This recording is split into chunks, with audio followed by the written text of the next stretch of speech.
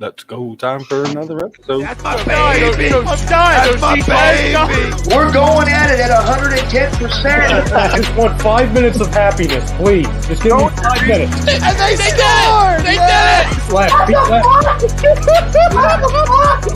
the hell was that? Oh, yeah. What the fuck are you talking about?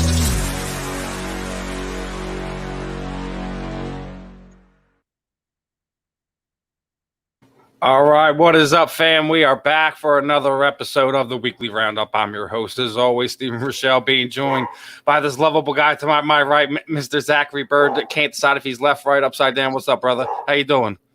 How you feeling today? You got the horns up, obviously. Beautiful. Obviously, already being joined by our first guest for this evening, Mr. Ben Troup's down below, right underneath us. Ben, say hello to the people real fast.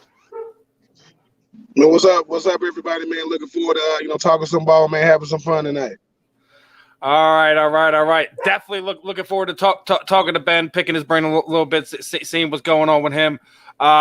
Real quick before we get into it, obviously, tonight's show is brought to you by XBill Realty, and if you're looking to buy or sell a home, you're looking to change a career brokerage, contact Alan Foy over XBill Realty LLC at 302-862-8820, or visit him at Alan Foy XBill Realty. And we're gonna have some fun tonight. We're gonna be obviously talking to Ben. We're gonna be talking some Eagles, Falcons. We're gonna talk about that NFL kickoff preview. Obviously, college football's back in full effect as well. Talking some Phillies and Rockies. We're losing Zach here. That's all right. We're going to also be joined, in the second hour after Ben is on with us. Vinny Pazienza is on in the second hour, and we're also going to be joined by MMA veteran Tara Larosa as well. So definitely going to have some fun. We're going to be mixing some things up this evening. And real quick, Ben, obviously, the fans over here at A2D are a little bit new to you. People who may not know who you are, kind of give them a little background, who you are, and, kind of how you wind up getting into football. What's the Ben Troup story? Man, wow, man. The short story, country boy, Swainsboro, Georgia, went to the University of Florida, played there for 4 years, got drafted in 2004 by the Tennessee Titans in the second round, played there for 4 years under Jeff Fisher. I got a chance to play with Steve McNair. Then I played, had a cup of coffee with the Bucks, had a cup of coffee, with the Oakland Raiders, then Oakland Raiders. Transitioned away from football, got into radio, work for ESPN Radio now. I do my own, got my own nonprofit called the Uncommon Crew. I got my own book coming out called Uncommon Unfinished, the Ben Troup story. And really, man, just trying to enjoy this post-football life. Most football players, most athletes, they dread life after they sport because they really don't have a plan past their sport. I'm not saying I had a plan either, but I'm working the plan as we speak. So, just a country boy with big city dreams, man, having fun with this thing, trying to be the best daddy I can. And so far, so good, man. I still got a job on the radio. Unless I get a call tonight, I will be on the air tomorrow. I mean, on Monday at 3:00.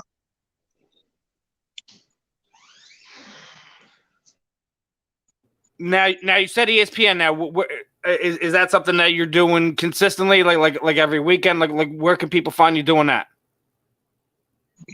They can go to ESPNCoastal.com. That's ESPNCoastal.com between the hours of 3 and 6 Monday through Friday. You can also follow me at Pigskin Radio between the hours of 3 and 6. Yes, I'm the co-host of 3 and Out. Myself, BJ Bennett, and Kevin Thomas.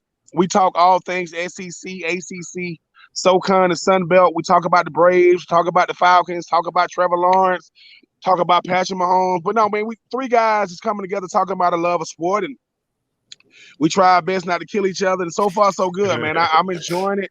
I never ever knew what radio was every week. Yeah, that sounds like me and Steven. I was about to say. I was gonna kill him at the end of last week. He was overly expressing his Jake Paul love. Remember, as we're trying to talk to. No, we just weren't on the same page. Y'all kept asking. I said Jake Paul is a fraud, and you said, "Why does it matter?" And I said, "Why?" I mean, like I think obvious. I mean, if you guys are agreeing it's a fraud, but it doesn't matter, I have serious problems with that. But what are we going to do? It's agree to disagree for a reason. What's the difference between entertainment and a fight these days? Well, I mean, he's trying to be a professional boxer, not a WWE wrestler. So there's a huge difference. But again. Oh no, we lost Ben for a second. He'll be back. Look, see, we lose me, we lose you. Look what you did, Steven. I ran him off. I know. This is what happens when we get into arguments about things that don't concern him. I wanted to ask him about the Sun Belt, too. He's a Sun Belt guy. And he'll be back in a second. All right. Well, I've got it. Good. So I'll wait, and I'll hold the question for when he gets back. He's coming up. He's popping back up right now. Here you go. Okay. Here you go with your Sun Belt question. There you go, Zach. How are you? So next thing we know, Steven's gonna pop out because he's the only one that hasn't disconnected yet. So don't jinx me, dude. Don't jinx me. You said you guys talked the Sun Belt Conference a lot, right? Coastal Carolina played Kansas last night. They rolled them. They lost me. I bet Coastal Carolina in the first quarter. I had Coastal Carolina winning the first quarter at like minus 700, and that was the only quarter I think they didn't win. Kansas won at 9-7. But outside of that, they looked pretty good last night. Are they the best Sun Belt team you've seen in a while? Coastal Carolina is good, man. They look really, really good. And I think they got the short end of the stick in 2020. I mean, let's face it, Coastal Carolina, people don't understand. The Sun Belt is a rough conference. I mean, App State, Georgia Southern, Louisiana, Arkansas State, Georgia State, Troy. I think that Coastal Carolina, if it was a 12-team playoff this year, Coastal Carolina would have played Texas A&M, and they probably would have beat them. I mean, McCall, likely, the tight end and the freaking quarterback, they're pretty freaking good. So, Coach Jamie Chadwell, man, he got a really, really good squad up there with Coastal Carolina.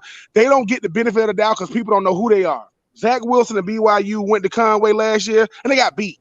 People thought, BYU is going to beat Coastal. No.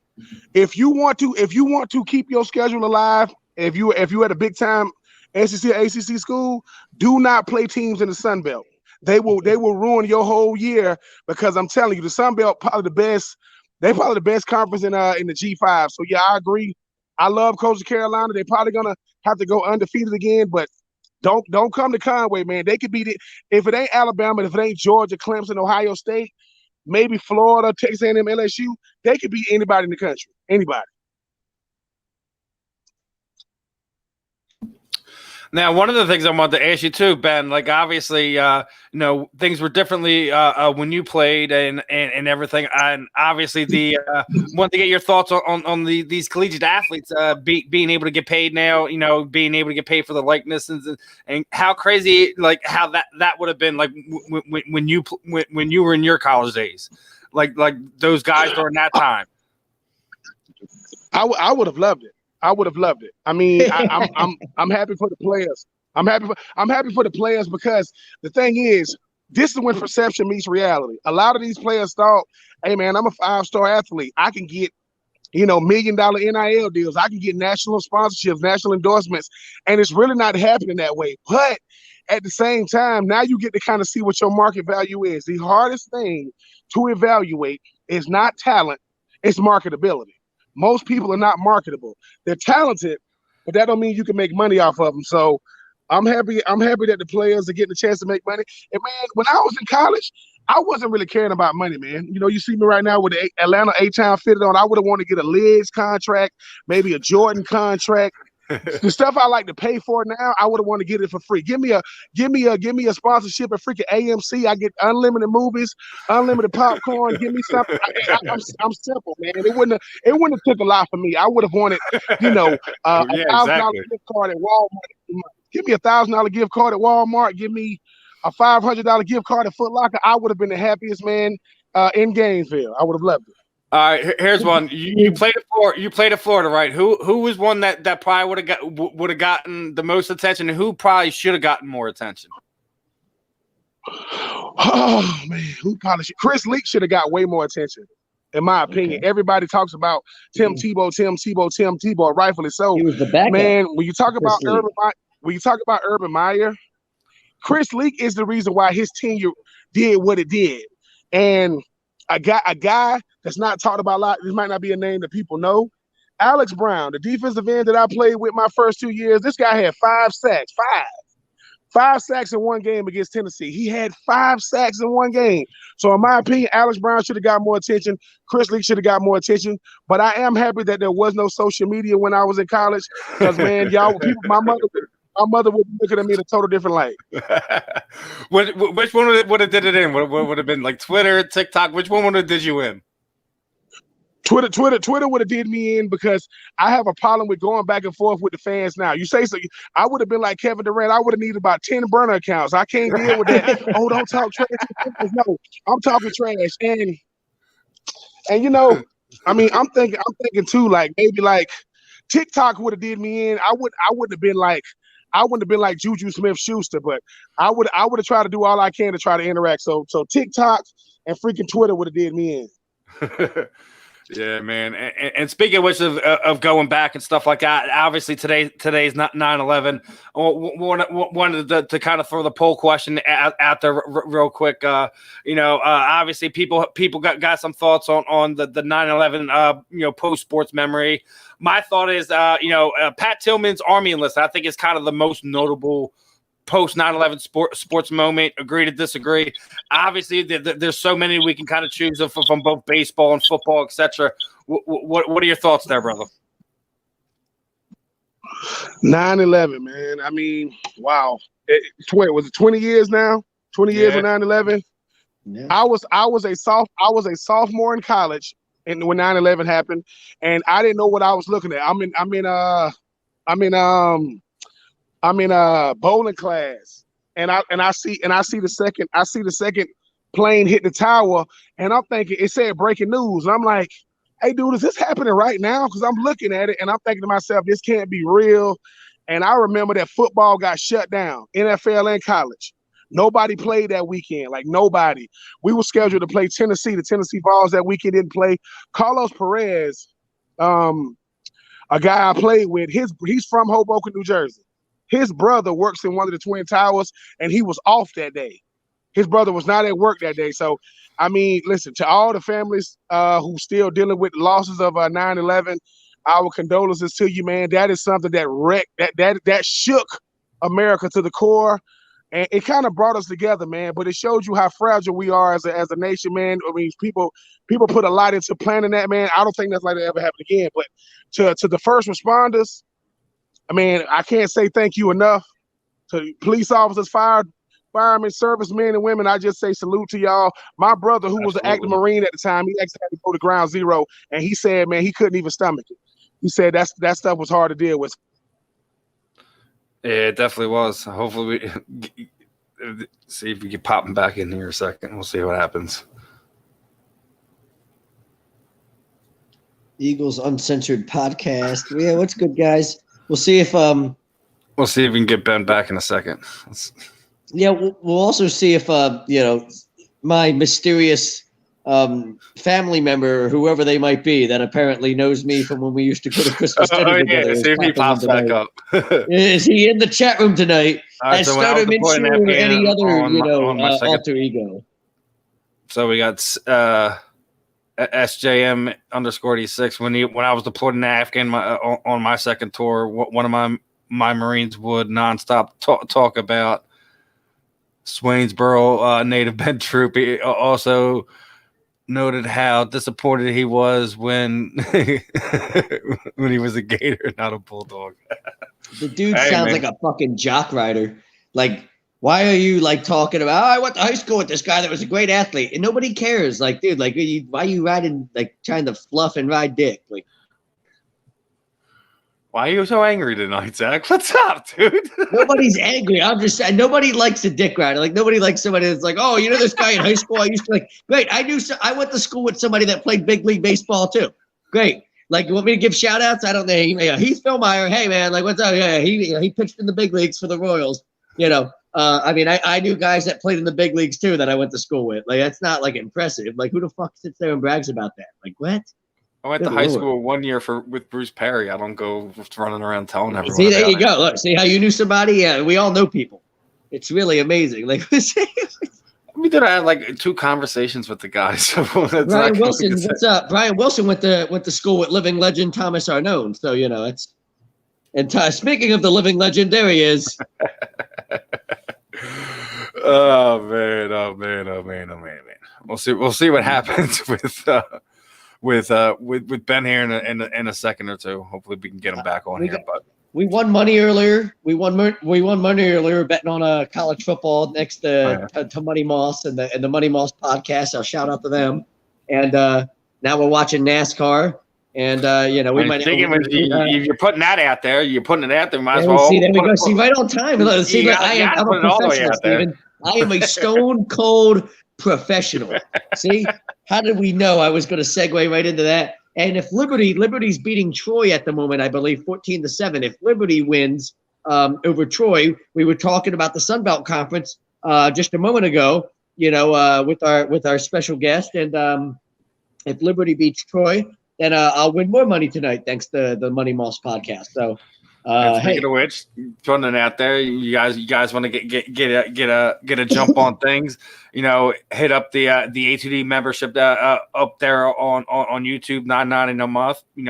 Perks with the special appearance shows, members only streams, shout outs, weekly sports pick from the aforementioned Money Pot podcast. Willie Vegas. Ryan Wilson. I believe Thomas also said that there'll be some goodies involved this month too. So guys, make sure you're hopping on that. I know I threw him some few things a few months back, so I'm sure you guys will enjoy some of the perks and goodies that we've been giving everybody over here. So all types of perks and goodies. I worked at Parcells. Well, yeah, it might be the same guy. It just might be. So, all right. So Dave wants to know. All right, David. So, where I was at Lincoln Tech. I was in transmission class. We were sitting there, working on some things. It was like next thing you know, they tell us to go into this other room, sit down, and turn on the TV. And by the time we everyone kind of realized what was going on, you just watched the plane hit, and I think by like 12:30, 1 o'clock, they sent everyone home. It's just a crazy day. It's a real thing to watch, man. Dude, I had like freaking, my uncle was in the reserves for the Gulf War, so it was like one of those things. Like you still wondered, like, is it something like he's gonna wind up entertaining too? So like, always have things. Thankfully, I didn't have any friends or family, but I'll reiterate the same things that Ben said. Like, first responders, New York Fire Department, Police Department, can't thank you guys enough for doing what you guys did on that day. Point blank and period. What do you got, brother? Well, start with my dad. One of his coworkers, they had worked at a warehouse together. That the warehouse shut down in like 1999 or so, but they had been coworkers for a while. Before that, the warehouse shut down, and he ended up being on the flight 93 that crashed into the field of Pennsylvania. He was one of the passengers on that flight. Obviously, seemed like everybody. You lived in that area of the country. We all seem to know somebody, whether there was a family member, associate, friend, whatever. We all seem to know somebody. On a lighter note, to try to, people might laugh a little bit with it. Obviously, I was young, right? I was in third grade when 9/11 happened. So as a little kid, and you've got a son that was around that age, 8, 9 years old. That would have been around the age I was at that time. So you've got a son around that age. Maybe you can kind of put it in perspective in your mind a little bit more. But I remember them sending us home from school early. Obviously, we none of us really had any idea about what was really going on.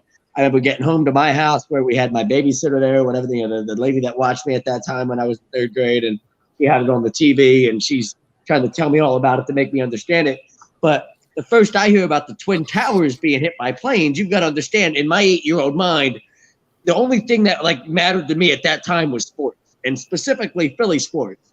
And in 2001, with the Philadelphia 76ers, Dikembe Mutombo and Matt Geiger had the nickname of the Twin Towers, and for whatever reason, my 8-year-old mind's like, "What do you? This doesn't make any sense." Like these two, the players that played basketball for the Sixers.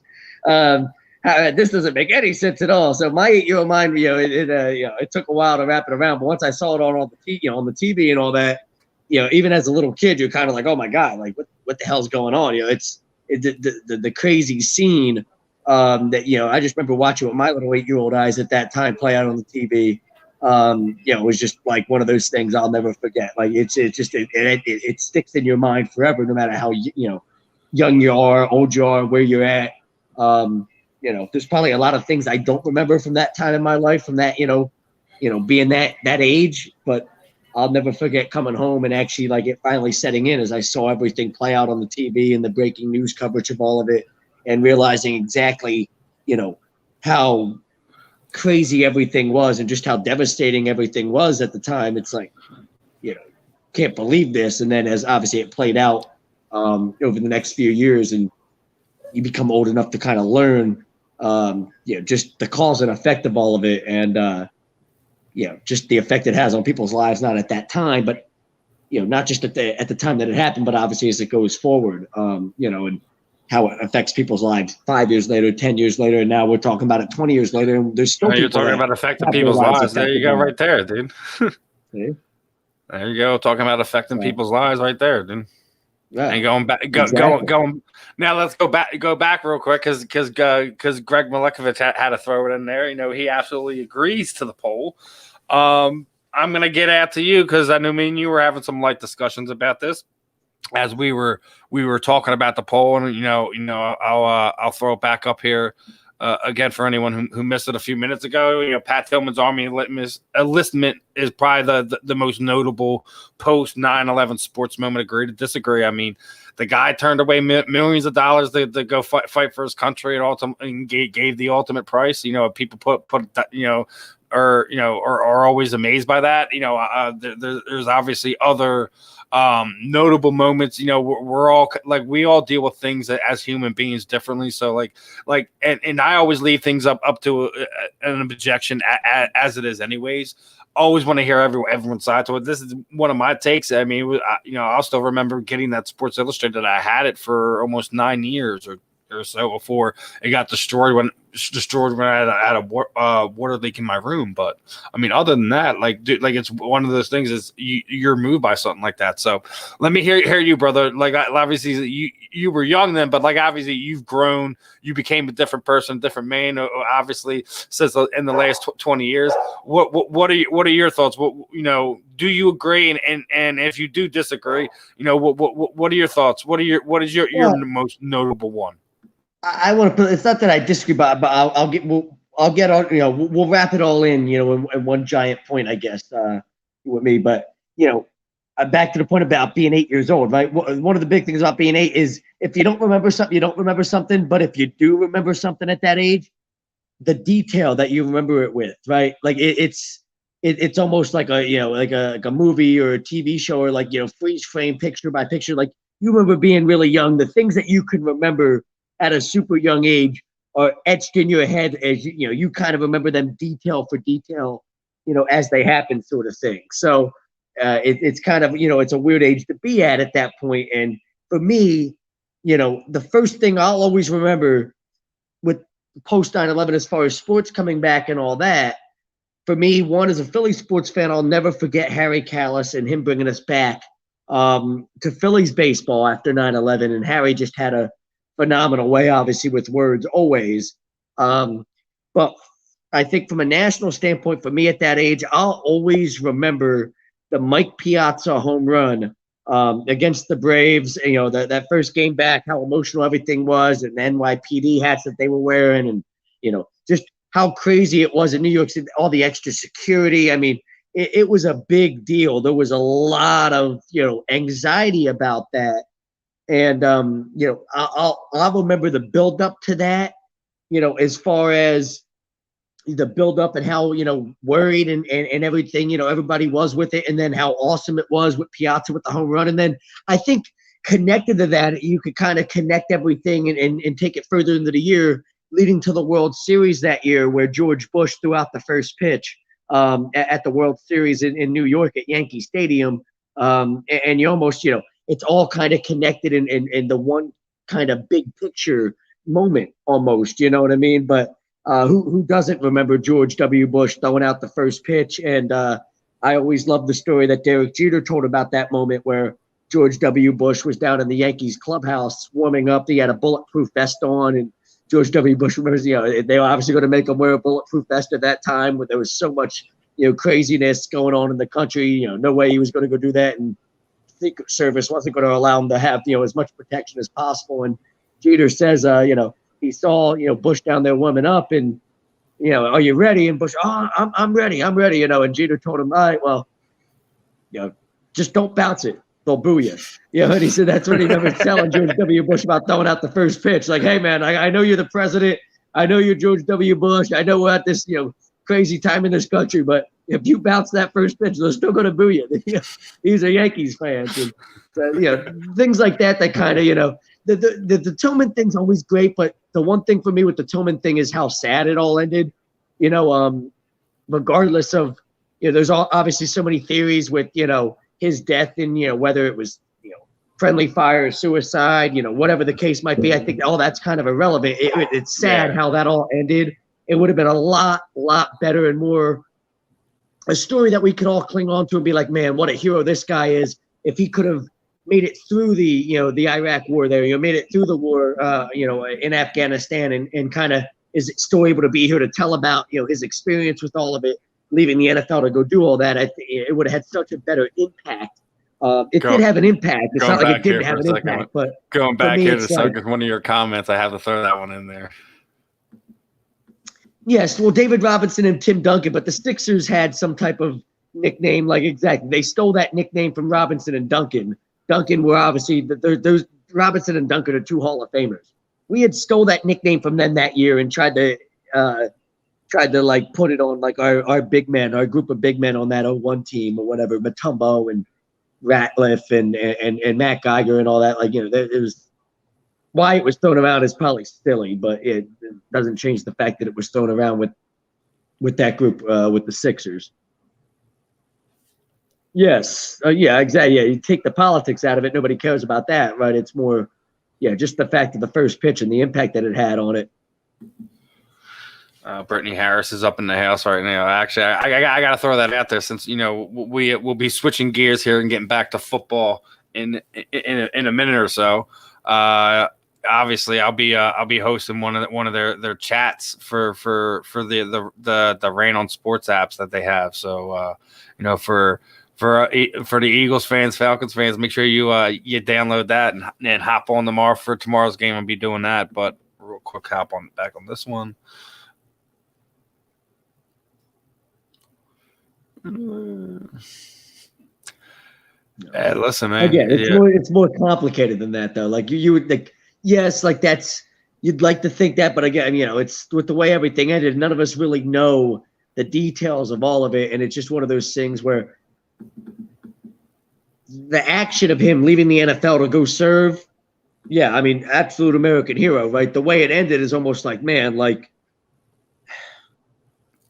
you don't even know how to talk about it and put it into perspective with the way it ends, right? Like it's just a lot harder to sit there and say, what is his impact compared to what it is? Like, how much better is his impact if he's still here and he's able to share his message personally and all that? You know what I'm saying? I feel like that impact grows. The impact that has on everything, post 9/11 would have had, it's just so much greater if he's here with us still today, able to talk about it. So, I don't know. That works both ways. But sure, I mean, it's not like it's still a super like, how many guys have left the sport in their prime to go do something like this? This isn't World War II where athletes were like Ted Williams served in World War II. Yeah, because he was drafted and because you were forced to, because that's the way the draft worked at that time with the military. They didn't have a choice, right? Like a lot of athletes had to go serve. This is a guy that didn't have to do shit. He could have just enjoyed his millions and decided, fuck that, I'm going to go serve and it's a greater purpose. I mean, who was one of the few people that was able to kind of just do everything? What was it, Jim Thorpe? Jim Thorpe, right? Jim Thorpe, sure. I mean, yeah, Ted Williams, Chuck Bednarik, they won championships and hitting. Chuck Bednarik served in World War II and won a Super Bowl, right? Ted Williams, he won hitting titles and batting titles and served in World War II. That's not too bad. Hey, all right. Now that I can actually see the time, right? But this next segment is brought to you by Manscaped. Save 20% off free shipping with the code ATD over at manscaped.com. Unlock your confidence. Always use the right tools for the job with Manscaped. Guys, make sure you're using them codes.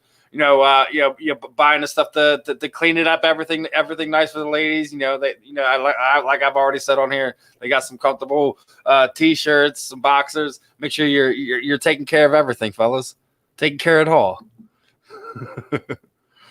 If you Chucks say is so. up in the house. Chucks is up in the house. So let's get to it. Chucks is up in the house. Let's talk some football now. Let's talk some football. So what are you feeling, bro? I love arguing with Chucks. It's so much fun to argue with Chucks. He doesn't understand. I'm just a stir the pot guy. You are at times. You are, brother. It's okay. So obviously, we're Thursday night was the official kickoff. We had the Buccaneers and the Cowboys, and Cowboys doing Cowboys thing. They caused 3-4 turnovers, and you still wound up losing. They were the first team in NFL history to lose the turnover battle as bad as they did. They're throw for 450 yards. Literally, this is I'm not even making this up. They were the first team in history to do all these different things in that game and still lose. They won the turnover battle by 3 or 4. They threw for over 450 yards. There was one other thing in there that I can't remember exactly what it was, but yeah, they became the first team in NFL history to lose a game while accomplishing all 3 of those things within a single game. That is definitely some Dallas Cowboy shit right there. Holy fuck. It is. It's some Cowboy things, and I thought it was funny because after the first Dallas's first touchdown, we're seeing go to Super Bowl. I was not worried about it at all. I went to sleep at halftime, and even I was like, I wasn't even worried about the game at all. It's just it's one of these things. You knew Dak would look good. The question is just you put all that money in the defense and you still get lit up by Tom Brady that. They win the game if their kicker can fucking make a stupid kick, Greg the leg, Yeah, but that's what happens when you have injuries and you don't run preseason properly. You didn't let them kick half the preseason, and then you just want to run these guys out cold. This is what some of the things that we talk about. You can run some guys out there; they don't really need repetition. Kickers probably not one of them. Greg the leg's been in the league way too long. Greg the leg laid an egg, and therefore the Cowboys, do Cowboys things and lose a game that no other team in NFL history ever has. Did he get a case of the Deflategate balls over there? Is that what happened? No, but I think it might be the scene from The Replacements where he owed somebody in the mob some money, and it's just hey, what are you gonna do? We missed 37 yarders because Would you say this? Would you say the Eagles wide receivers were salivating after watching the Dallas Cowboys cornerbacks play after that game? What do you think? No. I mean, our receivers shouldn't be salivating over nothing. Y'all better you don't get to salivate if you our receivers can't even spell the word salivate. You know what I'm saying? Y'all you have no. I know there's no young group. Jalen Rager has no business salivating over anything. What have you done in this league to be salivating over? So I can't wait to play so and so. I bet they probably can't wait to play you, home dog. They're probably man, I can't wait. This kid, I can't wait to shut him down. He's done nothing in this league. Well, I mean, you're tearing him apart. So answer Bryce's question. You ready for tomorrow? What are your feelings? What are your thoughts, brother? I actually like us. I think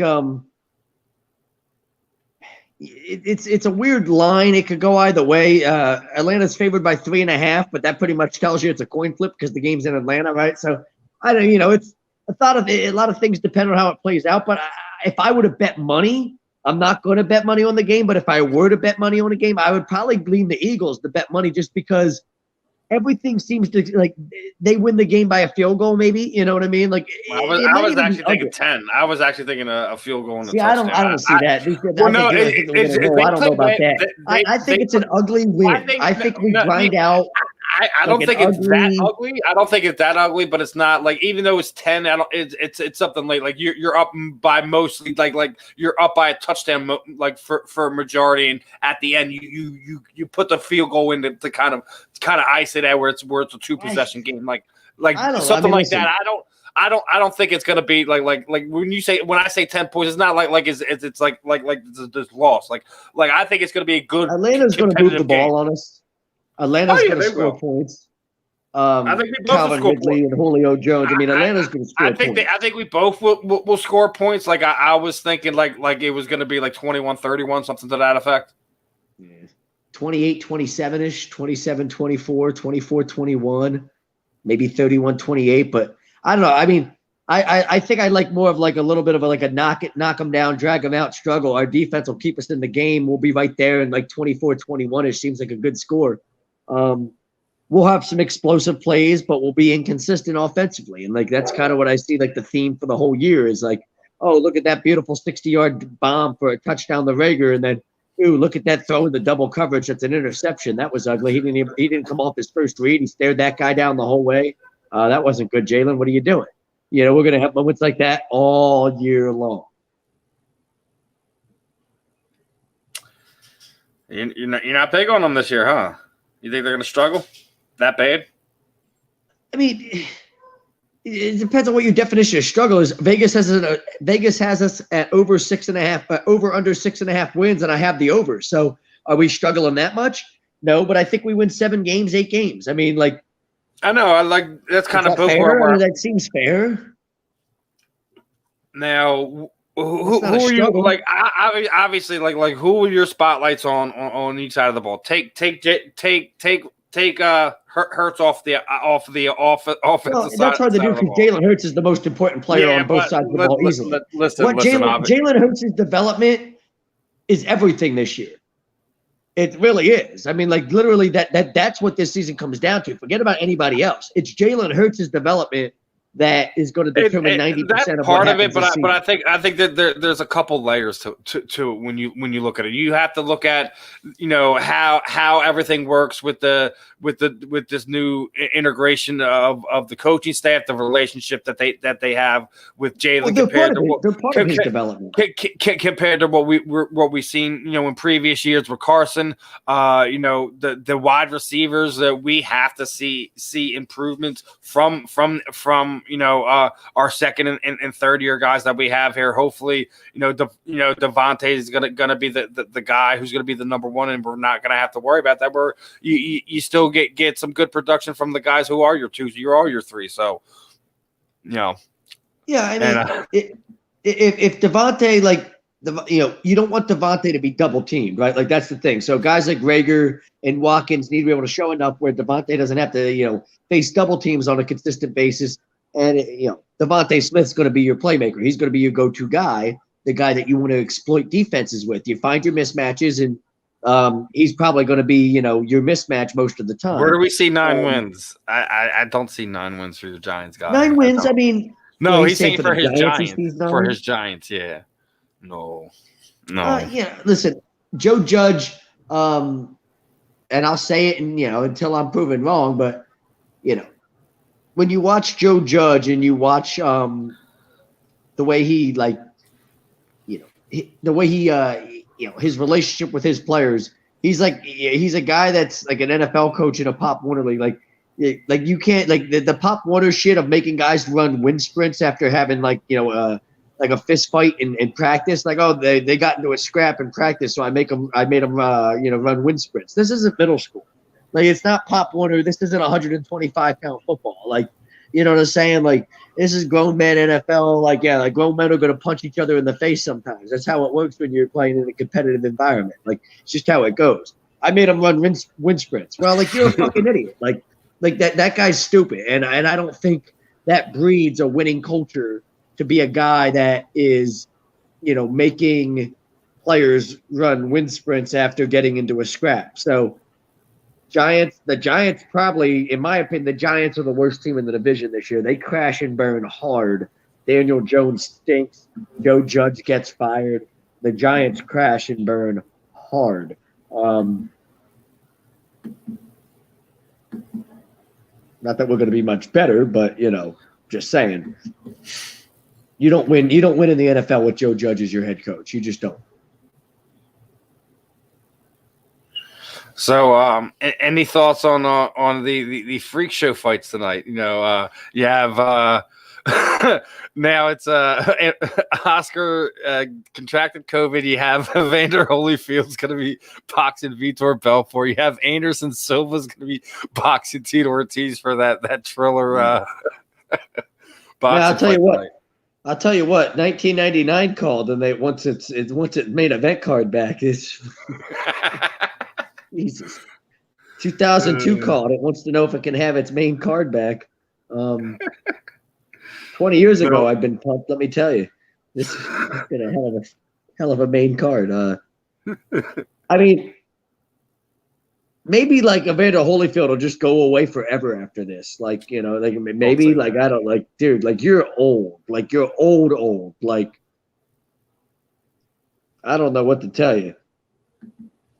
This motherfucker, he fought George Foreman. You're old if you fought George Foreman. You know how old you are if you fought George Foreman?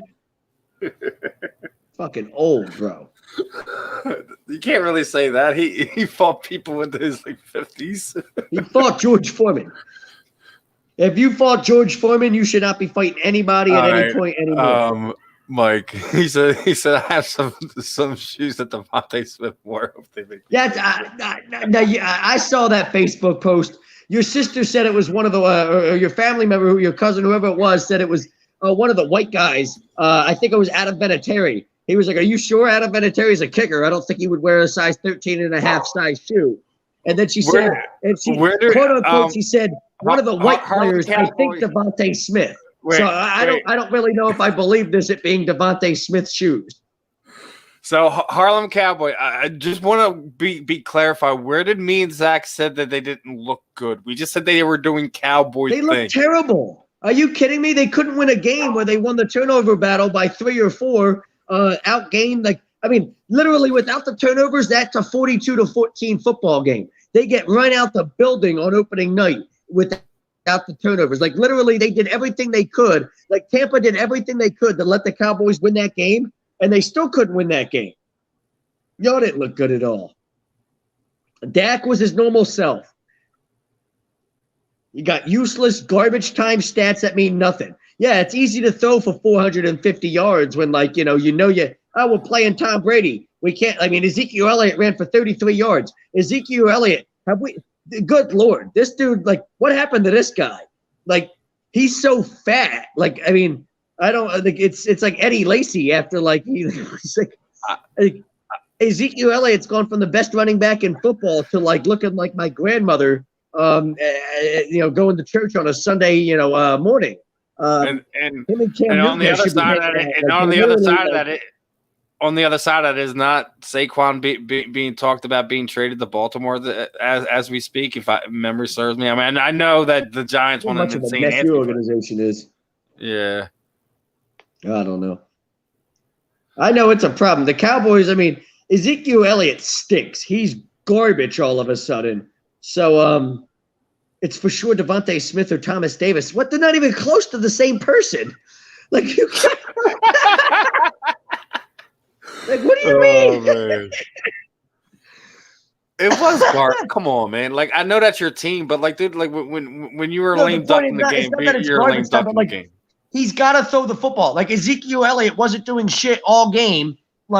He just wasn't. They knew they had to throw the ball in order to have a chance to win because Tom Brady's never the Buccaneers offense was going to keep on coming. They were turning the ball over a ton, but they were going to keep on coming. So you had to keep your pedal to the metal if you're Dallas.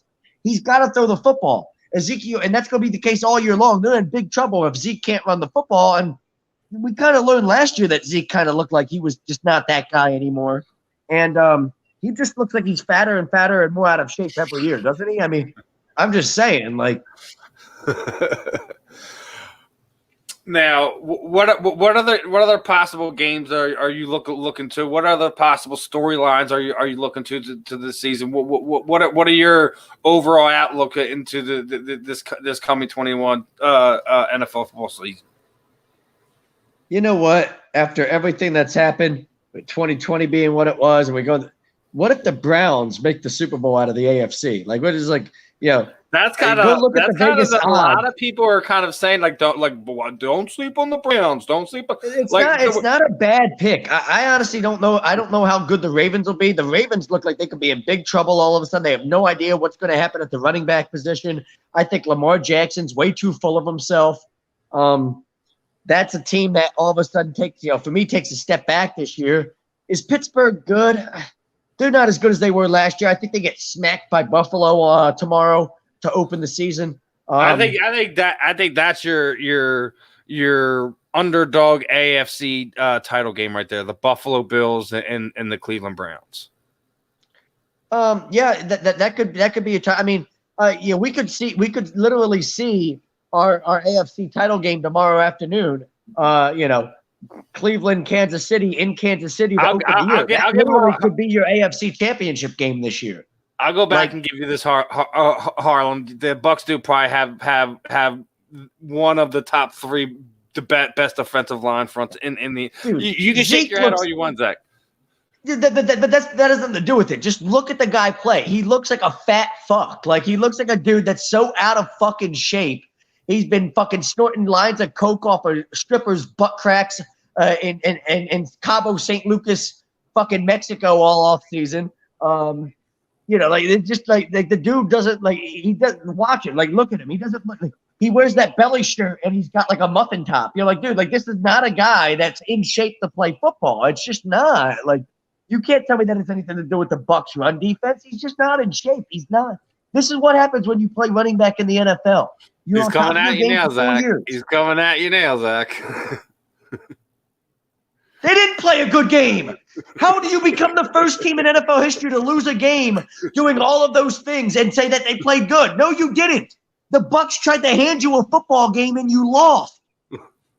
When you win the turnover battle by 3 turnovers, you shouldn't lose. That's just football 101, right, Steven? Let's be honest. In the NFL, right, if you win a turnover battle by 3, you win, right? Like 99% of the time, you win that football. Like, that's just ridiculous to sit here and say, oh, they played a good game. No, they didn't. You win the turnover battle by 3. You have all these things happen for you, and you still lose a football game. That's ridiculous. That's terrible. That's what bad football teams do. It's only delusional Cowboys fans that have been doing this shit since 1996 when they've been trying to convince me they're going to go win another Super Bowl that still want to act like this is good. That's not good. Let's correct some points here. Like, none of us here kind of thought the Cowboys were going to get blown out of the game. You kind of thought that they would hang around and maybe towards the end they might be in some trouble. But I mean, come on, guys, dude. The people don't know how to use their eyes. Everybody thought the Cowboys were going to get blown out. We know what our team. We know what our team is. We know what our expectations are. Our team is. We're not trying to above that. But why are you trying to polish a turd for us? I'm just curious. This idea, right? So use your eyes. Oh, everybody thought the Cowboys were going to get blown out. Well, yeah, that was before we thought that the Cowboys were going to win the turnover battle 4-1. Like, you know what I'm saying? Like it doesn't matter. All right, Harlem. Let me ask you something. Regardless if you feel it was a good game, is good game exciting game, or it wasn't good play from both sides of the footbal? This is why he thinks it's a good game. You want to know why he thinks it's a good game, Steven? That's like saying, I'm an Eagles fan. Realistically, was the Eagles Super Bowl win a good game? No, it was a sloppy, ugly football game, and we won it. It doesn't matter. It was entertaining to us. But don't tell us it was a good football game. This is why he thinks it's a good game. He thinks it's a good game because the Cowboys lost by 2 when everybody else thought the Cowboys were going to get run out of the building. So he's like, oh, look how well they played the Bucs. Like, dude, like when the other team has 4 turnovers and you have 1 and you still find a way to lose that game, you're garbage. You stink. You're a bad football team. A good football team, when they win the turnover battle by 3, hell, a good football team when they win the turnover battle by 2. runs somebody out of the building and blows them out. So when you win a turnover battle 4-1 and the other team committed 3 more turnovers than you did, and you still find a way to lose a game, you can't say you played well. That means you squandered an opportunity to go win a football game. You didn't play well. You blew it. They played. Listen. We'll break it down. They played well enough not to be completely destroyed by their fan base week 1. Fair? Their fan base has been telling us they're going to win a Super Bowl every year, in the preseason for 25 years now, Steven. Like, their fan base, I don't give a fuck about that. Well, you want to sit here and play, oh, you're such a hater. No, you're just an idiot. Well, I mean, it doesn't surprise me considering you're a Cowboys fan. They're not smart. But, like, this idea that, like, no, I don't like, oh, like, look how well they played the defending champs. Yeah, like, what are you talking about? Tampa played the sloppiest football game that they've played since Brady got there. They benched Ronald Jones because he made a fumble early in the game. Leonard Fournette literally didn't catch a pass that was like would have went for like 40 yards if he did, and gave you guys a gift interception down inside your own territory. Like, these are things that like good football teams take advantage of and go and win a football game, and they usually win it pretty comfortably, and you guys couldn't even win, let alone win comfortably. This is the difference in mentalities of fan bases. You want to know something about that? If no, we're bitching about the 4 turnovers. We would have buried Jake Elliott for costing us the game, missing the kicks first and foremost. Secondly, we would have flipped out on whatever bad play calling that cost us to have the kick the points instead of continuing to move the ball down the field and score points on turnovers. When you get turnovers, you don't kick field goals. Point blank a period when you have a short field, and especially on some of them ones, it wasn't like it was you just bearing in the end zone, or were you? Where it's just one of those things you just Hail Mary. No. We bury our team. We hold our players, coaches, etc. accountable. I don't want to hold about do we want to hold moral victories at the end of the season? Oh, well, yeah, we held in there, but we still should have freaking won the game. X player, Y player should have did this. What are we talking about here? You guys don't know me well enough. If the Eagles would have played a game against somebody on a Thursday night, if they would have played the Bucs Thursday night to open the year, and we would have forced 4 turnovers. I can't remember the last time our defense forced 4 turnovers on anybody. Let's start there. Okay, I really can't remember it. Like, off the top of my head, I can't remember the last time our defense forced 4 turnovers in a game. So if we would have forced 4 turnovers on Tom Brady and the Bucs and won the turnover battle 4-1 and found a way to lose the game, and my quarterback threw for 450 plus yards on top of it, and you told me we found a way to lose the game, I'd be livid. I'd be livid come Saturday night doing a show. And you're going to tell me, how the hell do we lose that game? You know how bad of a football team we must be if we find a way to lose that game? That must be moving really bad. Because only bad football teams lose that game. And at this point, Harlem, you're the one that needs to stop it. I don't think me or Zach particularly buried Mr. Prescott here on our shows. I thought we were intrigued to see what he would be, how he would, how his return would be. I mean, other than that, like, dude, like you're barking up the wrong tree for that type of stuff, especially with us. And exactly, Greg the Leg kills you guys. As Zach said, when we all first started bringing this, Greg's hairline absolutely murdered you guys. It's not even about you being a Cowboys fan or being a hater. You just flat out don't know football, and like I don't care to debate football with somebody that thinks that their team played a good football game when like that's how it played out. Like no, like you should win that football game 9 out of 10 times. Like it's just that's bad football to win a turnover battle the way you do, to throw for 450 plus yards, to have all these things happen and you still lose. That's not good football. And nobody, anybody with a brain that uses their eyes to watch a football game and go, hey, this is how football works, understands, man, that's terrible. You won the turnover battle 4-1. Your quarterback threw for 450 plus yards. You got to win that game. You can't lose it. That's unacceptable. That's how you should be looking at it as a Cowboys fan. Unacceptable for us to lose this game. We had the defending champs right there with a chance. We had them in the palm of our hand with a chance to beat them on opening night and really gain a lot of momentum here early in the year in a really, really bad NFC East, where beating a team like the Bucs on opening night could be the difference between them winning or losing this division. And you want to sit here and try to tell me they played a good game? Stop it. Now, both Blue and Harlem. Here's where you guys get it in this thing. You think we make excuses for our teams. We don't make any excuses. We hold them accountable. If you guys pop in here and when I have a conversation with us, that's absolutely fine. But make sure you know the context on what we're like. You're sitting there. Oh, well, if it was your team, if it was our team, Zach would have already blown a gasket. At least several times. Like, come on, man. Like, listen, guys. We would have started the show with a whole rant about how awful this, like. Really, all right, so here it is. And now I'm the one that tried to talk Zach down off of this. I'm on. Steven, I'm on the record. We all know, right? Come on, man. What do I think Jalen Hurts is? Who's my player comp for Jalen Hurts?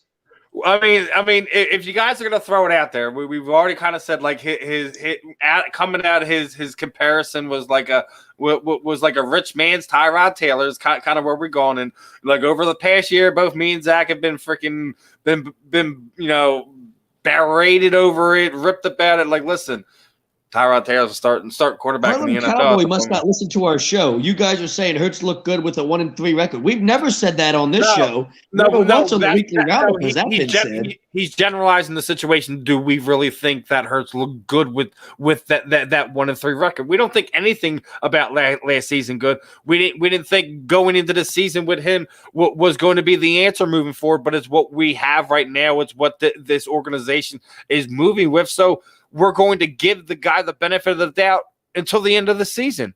I ain't giving him the benefit of the nothing, but he hasn't played a snap yet in the season. So what the hell am I going to do? Sit there and rip a guy that I haven't seen, play it all this year? Like, he's not getting the benefit of the doubt from me, but he's also it's this whole idea that I'm making. How can you make excuses for a guy that hasn't played yet? And I didn't say Dak didn't play well. Dak played well. The Cowboys didn't play well. Yeah. And what I said was watching Brady and freaking Brown and Goodwin would tear your guys up with the speed that these guys have. Are they licking their chops? And Zach abruptly said, no, they shouldn't be licking their chops about anything. So what are we like? You're taking parts of conversations and not talking about the whole conversation. This is why we destroy you guys on a regular basis when you come in here with this nonsense, not know what you're talking about. Get him, Steven. Get him, Mr. Reichel. I mean, you're coming in our chat and sitting there saying like talking this nonsense. Like, come on, guys. I love you guys. I want to talk some football, but at least come to us with some normal intellect, not just picking and choosing areas where you want to have fun with. If our receivers are licking their chops to play anybody, we're probably gonna get smoked in that game. Like, our receivers need to go out and handle their business. They should be licking their chops to do nothing. Philly ain't Tampa. Agreed. Wide receivers have potential. We can all agree there. They haven't proven anything. They still have to go to get. You don't know what it's going to be in this offense with Jalen Hurts. You don't know what it's going to be. I'm just sitting there saying the way that you guys were being turned around, I would be looking forward to playing you guys. That's all I'm saying. Am I not on the record as saying that I think Dallas wins 9 games in a very shitty division and probably wins the East?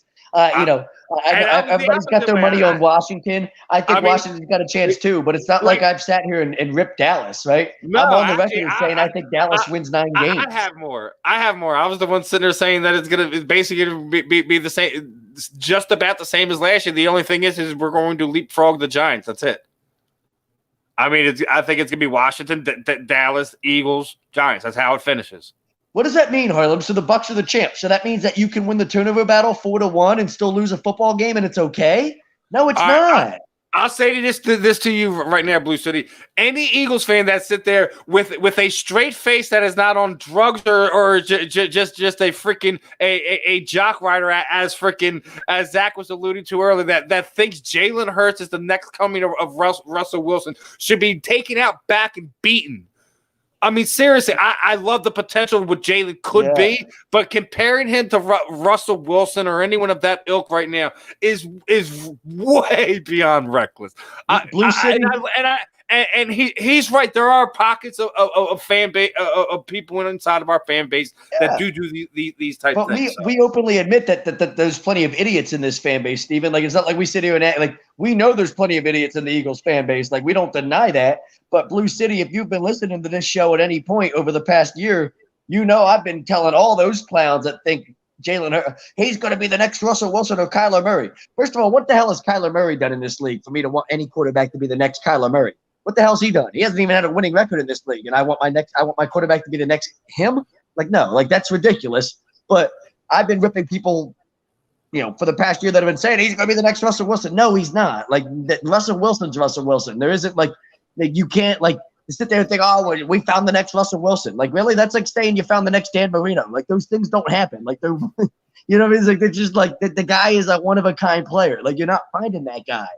Like, they're these people that think they're just that simple. Like, oh, look, the same type of skill set. They play the game the same way. So that means he's going to be that guy. Like, yeah, see, he's better than Russell Wilson. They escaped the night, dude. Yeah, this guy's smoking some weed and trolling people, which is awesome. Here he is. We found him. Here.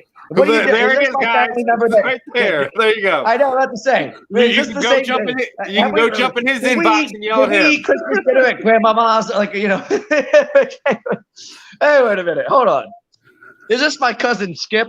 I think that's who it might be. I have a cousin that lives in North Carolina, and I went in. How about this? So I did some investigative journalism on this matter after the show last week, Stephen. And I went to look up the YouTube account of Starter Minshew to find out, like, who is this guy? Because he claims that he knows me from Christmas dinners at Grandma's, right? So I looked it up, and he lives in North Carolina. And to my knowledge, I have a cousin that lives in North Carolina that was always at those Christmas dinners at my grandmother's. Whether or not he'd spend his free time trolling us I have no idea, but that's the only family member of any kind I can think of that I know that lives in North Carolina that might be able to do something of this kind. So hey, if it is my cousin Skip, hi. He did say Zeke was fat, and it wasn't a good game. It was something that was just, it wasn't a bad game, but it was a bad played game by you. This is what we were trying to explain to you, Harlem. It's not like I just sidestepped your question and went to Zeke being fat. I explained over and over again how it was not a good game. He started with Zeke was fat, and then when you went back to us when we started tearing the team apart.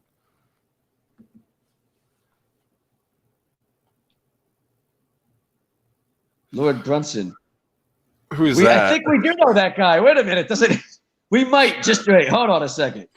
Listen, I don't pay attention for the most part. I don't pay attention to Eagles YouTubers. Listen, they're a dime a dozen. They think they know. Is that the guy that got in trouble for trying to sext a 13-year-old girl or whatever, or was that some other Eagles YouTube? No, what is that EDP? See, I can't keep up with all of them. Oh no, dude! I got into one. He was sitting there saying, what was it? He was going across platforms just crying about how Kanye West is the GOAT of rapping. I'm like, what are you talking about? I mean, he's got good songs. He's an amazing producer. Don't get me wrong, but GOAT of rapping. And he's crying about it across social media. I'm like, who does this? No, here we go, Steven. So the Replacements is on. Oh no, we can also talk about this real quick. The final list of names for the Washington football team. Did you see it? Zeke is not 218 pounds, Harlem. I'm sorry. He might be 250 pounds. What do you mean he's 218? Why? Because the media guide says so? Who the fuck told you he's 218 pounds? His doctor? Who the fuck? Stop it. Where do you get this information? He's listed at 225, but he plays at 218. Says who? His mother? There's no way. Have you looked at him? And he's also 5'10", isn't he? Don't tell me he's 6 foot. That's another media guide thing. Look at the guy. He's not 6 foot. I mean, but dude, what do you tell? Oh, he's 218 pounds. How do you know? Were you in the room when he weighed himself? He said that's the guy who said that Hurts is better. Run. So if that's him, go talk to him about it. Why are you yelling at us? Yeah, I know. I'm not Lord Brunson. What the hell's wrong with you? All right, here you got one. You got one for you. So, Seattle at the Colts. Who you got? That's a good game. You know what? I think way too many people are picking Seattle. I'll take Indy. I know, I already said I'm sticking to my guns. I said C-Dub gonna ball out and have some fun there in Indy. I'm gonna stick to it. I don't know what Seattle is. I know they're still Indy's the underdog in that game, which is weird. It's a home game, and it just feels like if anything, that should be it should be even money right there. You know what I mean? Like, Bears at the Rams. I'm definitely taking the Rams. The Rams are going to roll Chicago. The Rams are going to roll Chicago. Like they want to make a statement with Matt Stafford at quarterback for the first game. They're going to roll the shit out of the Bears. What was it? It was he's talking about the president. What was it? The Red Wings. The Commanders. There's a couple in there. I actually like the Red Hogs. I like the DC Armada. I signed that as soon as I did. I'm looking. No Sentinels. I'm out. They missed the ball there. I'm sorry. I like the DC Armada. Instead of calling them Washington. If that's the one, I wouldn't mind that, the Armada. I wouldn't mind that. And call them DC instead of Washington, right? The DC, it kind of sounds more current, more 2021-ish, like DC, whatever it is. Pittsburgh at Buffalo. I'll take Buffalo there. I told you, I think Buffalo rolls them. I think Pittsburgh gets shellacked in Buffalo. No, I'll take Green. I'll take Green. We're in trouble. I'll take Green Bay in New Orleans. Yeah, Green Bay. That game's in Jacksonville instead of because of everything that went on with the hurricane. And I looked at the line on that game. I've got Green. I think Green Bay wins that game by at least a touchdown. I would actually bet. See, I told you he was going to tell me he's 6 foot. Listen, and Allen Iverson was 6 foot. You know what I'm saying? Like, come on, man. Like. Oh man! All right, well, we're gonna have to catch. Only 240 pounds. Are we for fucking real right now? Like, Ryan Howard was probably 270 when he was hitting home runs in 08 and they were winning World Series, and he was a fat fuck. That's not what the media guide said. What was John Cluck listed at in the media guide? I guarantee you, he was 25 pounds heavier. Blue, man, don't you wish that bad juju on us, man? Don't you wish that on That'd us, be fucking phenomenal. No, for the true blue Carson Wentz fans, it would be. It really would be. I hope the guy balls out and just fucking sticks it to people just because. Like, there's a lot of people in this fan base that are total pieces of shit that deserve it. That sit here and are just complete. They go home and they beat their wife at night, and they're over here judging this motherfucker because he goes hunting. If this guy spent more time practicing and reading the fucking playbook instead of hunting deer, we wouldn't be in this situation. Like, go home and beat your wife some more, like, you fucking degenerate. Why are you fucking go there with it, though? Out of all the places, though, you fucking Delco piece of trash. Let's be honest. Oh my God, Zach.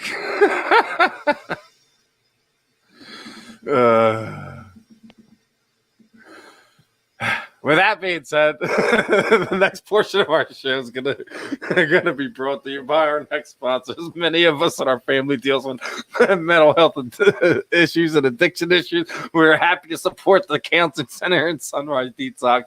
If you need any help, please call 856-651-6117. Not all you Delco people. All you Delco people, take note. That's the number right there. Call it down in the bottom right-hand corner. Right there.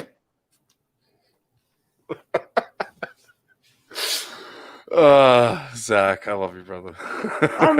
Listen, I'm just saying, the guy didn't play well. I get it. Like, these people that take it way too fucking far and they start talking about his baby daughter and his wife and shit. Like, Browns and Chiefs are probably the game of the week, right? The game of the week, Browns and Chiefs. It could go either way. That could be the game of the week, or that could turn into a total snooze fest. But like I said, there's a good chance that game is your AFC Championship game, like all the way down to the T as far as it being in Kansas City. Like, come January, you might see that as your AFC title game, Cleveland at Kansas City to go to the Super Bowl. Where's Marty Schottenheimer when you need him to be in the building to watch that one? That'd be kind of ironic, I guess, if you're him, huh? It'd be a little bit eerie. But yeah, I mean, that's not Buffalo. Here's the thing that scares me about Buffalo, and Josh Allen's a sexy MVP pick. Josh Allen at plus 1,000 to win the NFL MVP award. Yo, throw some money on that. That's a sexy pick. Throw $100 on Josh Allen at plus 1,000 to win the NFL MVP, and you can walk into some good money at the end of the year. I do like his odds to win the MVP, but the problem always with that's the sexy team that everybody talks about, to take the next step and go make the big run, and something always happens with that team that kind of that team that everybody thinks is going to go take the next step and be that team, that sexy team this year. Something always happens, right? Stephon Diggs gets hurt and blows his knee out, or, Josh Allen misses a few games because of some stupid injury. Something happens fluky that throws off everything, and you're they go from winning the AFC East to struggling to make the playoffs, things like that. So I don't know. For me, it's same thing with the Ravens. Everybody thinks the Ravens are going to be really good again this year just because they're the Ravens and Lamar Jackson, and I don't know if that's the case. You know what I mean? It just now they just signed Latavius Murray, and Le'Veon Bell and Latavius Murray are going to be the two starting running backs for the Baltimore Ravens. Now, Blue wants it. Giants, Denver. What are you picking? Dude, that's an ugly game. Don't even. Why would you bet on that one? That's just ridiculous. They're not betting. It's his team. He wants to know what your thoughts on it. Blue says my thoughts are don't even. Forget about betting on it. I wouldn't even watch it. That sounds like such a garbage ass game. I don't even want to ugh. It was more than that. I think it was also the stuff that was going on in house too. He was just done with it. He was done with it all. Howie Weasel has that effect on players. Yeah, I know. He definitely does. I didn't say look good. I just said they're going to win it. I said if you put a gun to my head and forced me to bet on somebody, I'd go the Eagles. But the fuck, what are you talking? Good Lord. I'm the guy that, again, I think we're going 2-6 in our first 8 games. I think we're going to – at first, the Falcons stink. The Falcons aren't even a good football team. Let's be honest. This is the same team that their head coach just came out, and when they asked him about the left guard that's going to start and go up against Fletcher Cox, he said everybody has to get baptized at some point. Man, that sounds like a head coach that's real confident in his football team heading into tomorrow. Say is listen, if you're that lineman, damn, coach, really? Baptized? Yeah. That's a head coach that sounds real confident in his football team heading into tomorrow. Let me tell you. If I was that guy, I'm getting my ass kicked this week, guys. I need rounds tonight. That won't ever happen. That's not going to happen, but. I mean, so far, yeah, I'm with you there. We're from the general outside, Sirianni looks like a different coach than Captain Ice Cream. So our coach loves practice, and your coach Cowboy doesn't even know how to spell practice. So there's that's what are you going to do? I'd rather have the guy that loves practice as opposed to McCarthy, who can't even spell it. So Mike McCarthy has got to be see, these Cowboys fans are going to sit here and argue with me now that Mike McCarthy's a good head coach. That guy doesn't know X's and O's. He thinks X's and O's are Y's and Z's and A's and B's are all the same thing. X's he's who's the loves and who's the hugs? Who's the hugs and who's the kisses? When Mike McCarthy's breaking down football and he sees X's and O's on his play screen, he wants to know who the hugs and the kisses are. All right, so which ones are the hugs and which ones are the kisses? No, those are X's and O's, Mike. That represents offensive and defensive players. We didn't say that we were good. See, this is what we talk about. You guys, this is like these Joe Biden people that are when we were voting for president, and you sit there and be like, "Well, I'm not a Trump guy." They'd be like, "Oh, well, you act like Biden." No, I never said Biden was going to be any good. I just said I didn't like Trump. Or these people are "Oh, well, you act like Trump." No, I never said that either. Good Lord, it's the ultimate. That's anybody that's super defensive. That's their first go-to maneuver is to sit there and be like, "Well, Philly stinks too." We're aware. We never said they were going to be good. Look how defensive you are about your cowgirls, though. Holy hell! Now I got to ask you something Jerry today. Jones, hold on, Steven, did you see Jerry Jones came out and said, "We're looking. This is a good showcase game for us. We're looking forward to the show. It's a showcase game for them." He didn't even get it. Oh, we get to play the defending champs. It's a good showcase game. Jerry Jones is so lost. This guy doesn't even talk about winning anymore. He just talks about the fact that they're going to be on live TV on a Thursday night against the defending champs, and what a good showcase it is for them. What is this high school? I'm sorry, they're college scouts here trying to recruit these kids. What showcase? This is the NFL. Y'all are getting paid money to fucking go win football games. Nobody cares about the show. Oh, it's a Thursday night on primetime. Didn't we look good? We lost to the defending champs by 2 points. That's promising for the rest of the year. No wonder these Cowboys fans have this mindset. Their owner fucking beats it into them. Well, you can't even spell his name right. It's not McCartney. Well, he's not a Beatle. He's not a Beatles member. Zach's having fun with the chat tonight. Yo, Atlanta does stink. That doesn't mean that we don't. We both stinks. What happens when two stinky football teams play each other? What? Cody Zeller. Okay, I don't know. Okay, I don't know what he has to do with anything, but no, I think he was talking about some potential basketball trades that were being thrown around. I think is what he was talking to me. I'm not trading like you. I'm not even trading you a cowboy for Cody Zeller. Like I'm not even trading you the sweat mop guy from the Wachovia Center for the. No. Cody Speaking Zeller. of trades, obviously with Jordan Mailata's not nice big fat contract. That pretty much spells the end of Dillard's time here. Where do you think he's going to get possibly moved to? Because obviously you're not going to keep him around, right? How he spends it for one of his 5th round draft picks or something fucking stupid. We get totally ripped the fuck off. I don't know. I mean, I don't really like the Mailata deal, to be honest. Like that's I don't, that doesn't scare you to give a guy that's like 4 years, $64 million. You're committing to him as your left tackle, guaranteed money for the next 2-3 years, whatever it is. You didn't like what we were seeing from him last year? About their stats?